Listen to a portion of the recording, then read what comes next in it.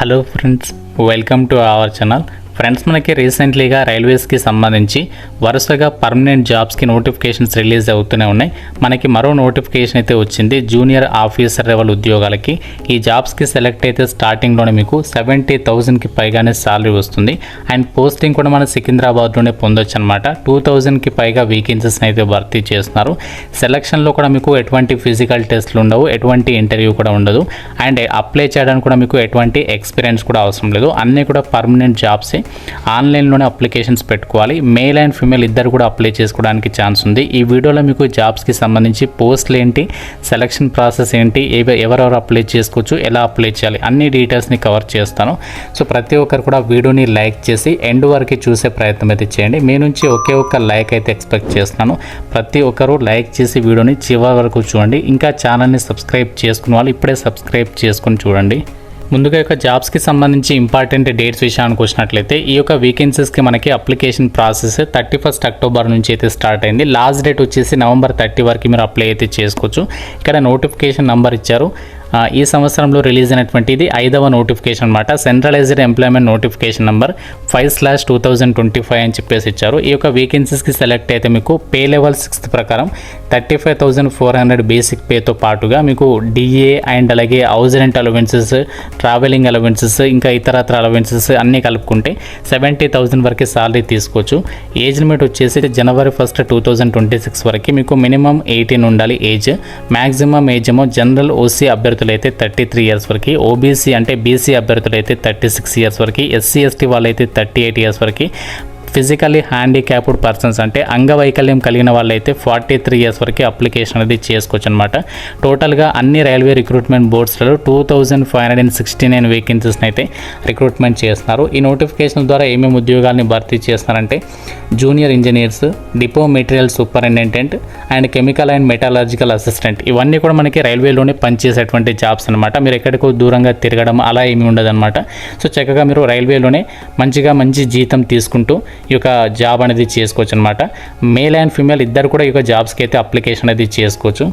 అయితే ఒక జాబ్స్కి సెలక్షన్ ప్రాసెస్ అనేది ఎలా ఉంటుందంటే ఫస్ట్ అందరికీ కూడా అప్లై చేసిన వాళ్ళకి first stage of CBT computer based విధానంలో ఆన్లైన్లో కండక్ట్ చేస్తారు. సో దాని తర్వాత అంటే ఎవరైతే first stage of CBT clear చేస్తారో, క్వాలిఫై అవుతారో, వాళ్ళకి second stage of CBT computer based test అనేది పెడతారు. ఇది కూడా ఆన్లైన్లోనే ఉంటుంది. So computer based test CBT 2 ఏదైతే ఉందో ఇదే మనకి మెయిన్ ఇంపార్టెంట్. ఎందుకంటే CBT 2 స్కోర్ని బేస్ చేసుకుని మీకు జాబ్ అనేది ఇస్తారు. అండ్ దాని తర్వాత డాక్యుమెంట్ వెరిఫికేషన్, మెడికల్ ఎగ్జామినేషన్ ఉంటుంది. ఫస్ట్ స్టేజ్ ఆఫ్ సిబిటిలో ఏ టాపిక్స్ నుంచి క్వశ్చన్స్ వస్తాయి మీకు క్లియర్గా చెప్తాను. ఇది మనకి 90 minutes ఉంటుంది.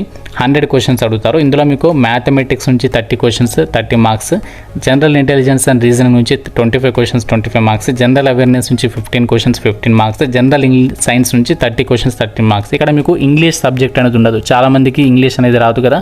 సో మీకు ఒక బెస్ట్ ఛాన్స్ అయితే అవుతుంది.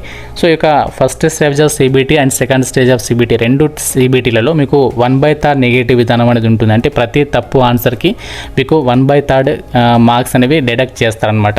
సో దాని తర్వాత first stage of CBT clear చేస్తే క్వాలిఫై అయితే మీకు సెకండ్ స్టేజ్ ఆఫ్ సిబిటి పెడతారు. సో ఇది కూడా మనకి ఏంటంటే 120 minutes అయితే ఉంటుందన్నమాట. 150 క్వశ్చన్స్ అడుగుతారు. ఇందులో మీకు జనరల్ అవేర్నెస్ అండ్ నెక్స్ట్ ఏంటి అంటే physics and chemistry, basics of computers and applications, basics of environment and pollution control, ఈ 4 సెక్షన్స్ అనేవి ప్రతి పోస్ట్కి కూడా కామన్గా అయితే ఉంటాయన్నమాట. టెక్నికల్ అబిలిటీస్కి సంబంధించి మాత్రమే మీకు ఇక్కడ మారుతుంది. ఇందులో మీకు 100 క్వశ్చన్స్ అడుగుతారు, 100 మార్క్స్ అనమాట. టెక్నికల్ అబిలిటీస్ అంటే ఏం లేదు, మీకు నోటిఫికేషన్లో అనెక్సర్ 7లో వాటికి సంబంధించి మీరు ఏ పోస్ట్కి అప్లై చేస్తున్నారో దానికి రిలేటెడ్గా మీకు ఆ టాపిక్స్ నుంచి క్వశ్చన్స్ అడుగుతారనమాట. సో దీని తర్వాత మీకు డైరెక్ట్గా ఇందులో మంచి స్కోర్ సాధించి ఎవరైతే పాస్ అవుతారో, కట్ ఆఫ్కి రీచ్ అవుతారో వాళ్ళకి డైరెక్ట్గా డాక్యుమెంట్ వెరిఫికేషన్ చేసి ఒక వేకెన్సీస్కి అయితే ఎంపిక చేస్తారు. నార్మలైజేషన్ అనేది ఉంటుంది. ఎందుకంటే వివిధ రకాల చిప్స్లలో మీకు ఒక ఎగ్జామ్ అనేది కండక్ట్ చేస్తారు కాబట్టి.